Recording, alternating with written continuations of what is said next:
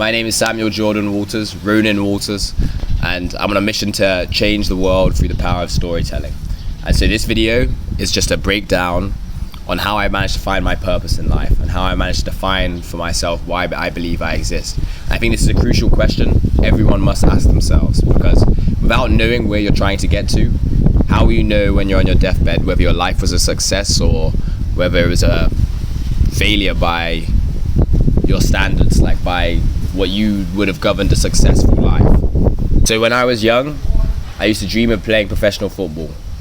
I wanted to play in the highest level, and I had played from 3 till 16. I played at a high level, and I was playing 6 days a week, waking up at 6 a.m. to go on run sometimes before school, training like crazy, watching videos, studying players, watching as many games as I could, and that was my everyday drive. That's what I woke up to do, and that was my thesis for existence. That's what I believed I was here to accomplish, and I had no doubt in my ability to achieve it. But I broke my leg when I was 16, so I have currently 4 screws in my knee, and at the time this felt like the worst thing ever, the worst thing I could imagine. And I remember going through that, and it's not so much like the physical pain, although the physical pain is torturous. It's the mental pain. It's the seeing yourself not able to perform as well as you once were able to. Whilst I thought this felt like this was probably the worst thing that could have ever happened to me, or at the time, or 6 months, especially 6 months into it, it turned out to be one of the best things in my life. I was watching an anime called Kuroko no Basket, and I started going to the basketball club in my school, and I started seeing all these people who were better than me, but I didn't think they were better than me. I was thinking, I don't understand why they think they're better than me, even though now looking back at it, I probably was the worst. And I just started striving to get better and better and better and better. So I started playing every day, all the time. It's all I would do. It consumed me, and within a year I surpassed 19% of the team, and now I'm definitely better than everyone who was in that team. But it's interesting because just from the pure fact of self-belief, I was able to accomplish reaching a level which I was never able to perceive myself at. So my goal when I was playing basketball is I wanted to go to the NBA. I didn't play as if I was trying to play for the fun of it. I didn't play as if I wanted to go to the NBA. So I worked out how many hours does it take for me to do 10,000 hours in basketball, 4 hours a day for 6 years, or maybe 7 years it might have been. And so I decided, okay, if I can do 4 hours a day every day, and this is during the summer of COVID, I was just playing 4 hours a day minimum. Some days 8 hours. I'd always be the last on the court. Sometimes shooting 500 after every session actually I was shooting 500 shots from very close, maybe 2 meters away or meter away, 500 makes though. Every single day I was there performing no matter what. And do you know how many times I played against people who were just so much better than me, and they destroyed me, and they were just so much more competent at the sport. But it's in that self-belief and unwavering self-belief that I was able to learn so much.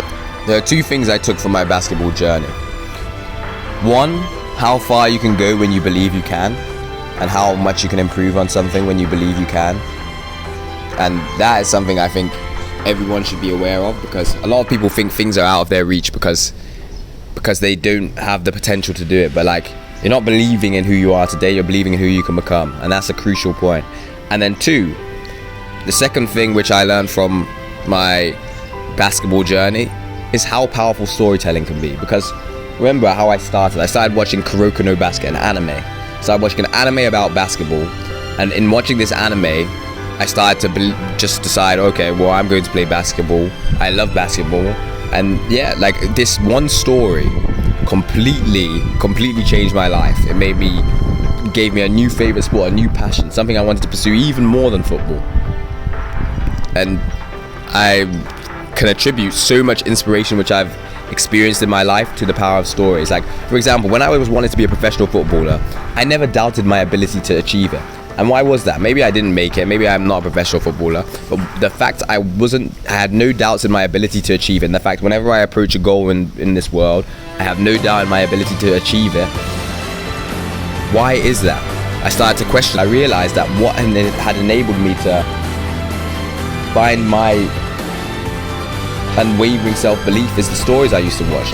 the paradigms I used to consume. I used to watch Naruto, I used to watch Dragon Ball, I used to watch Hunter x Hunter, Full Metal Alchemist Brotherhood, anime after anime where you're watching a protagonist who's idealistic, doesn't take in what other people say, is single focused on their goal and cannot be taken off that path.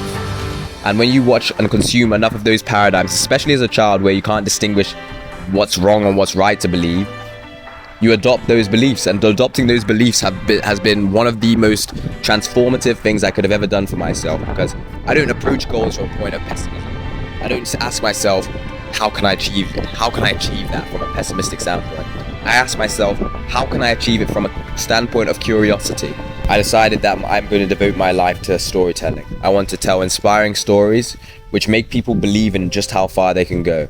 Because I feel like this world does not pay anywhere near enough attention to the stories that we consume. We're putting children in front of Horrid Henry and letting them watch some kid mess around in school, and that's his thesis for existence. When instead we could have put them in front of Studio Ghibli, Naruto, just any anime, like where they have a protagonist who dreams, dares to dream, and isn't afraid to dream and takes on those dreams with passion. And that's what I mean. Like I want to inspire people. I want to use my powers of storytelling to inspire people, whether the stories I live out because I'll do some inspiring things in this world, or whether it's the stories I choose to create, because I'm currently writing my flagship of inspiration, Raiden's Tale, a story I've been writing for the last 5 years, and over the next 5 years you'll probably see that. I'm currently living in Bali, in this beautiful villa, with my business partner.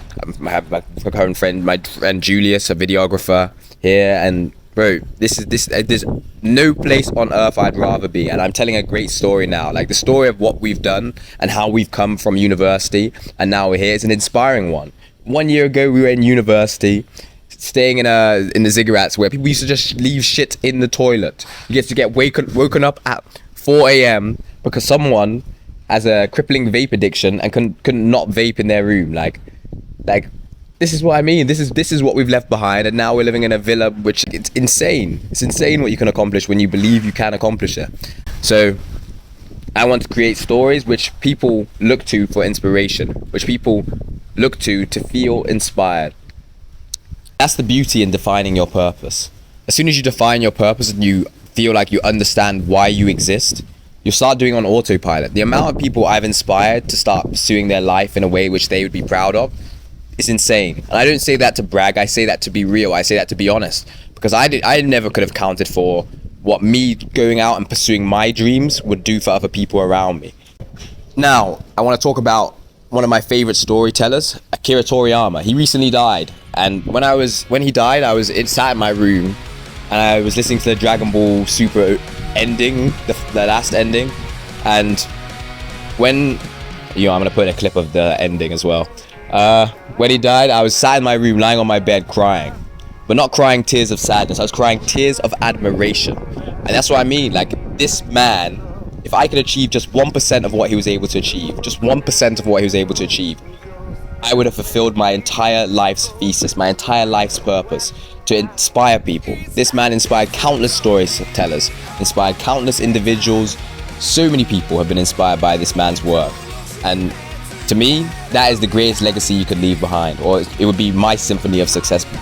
I want you to imagine a world rich with self-belief, a world where people believe in what they are able to achieve.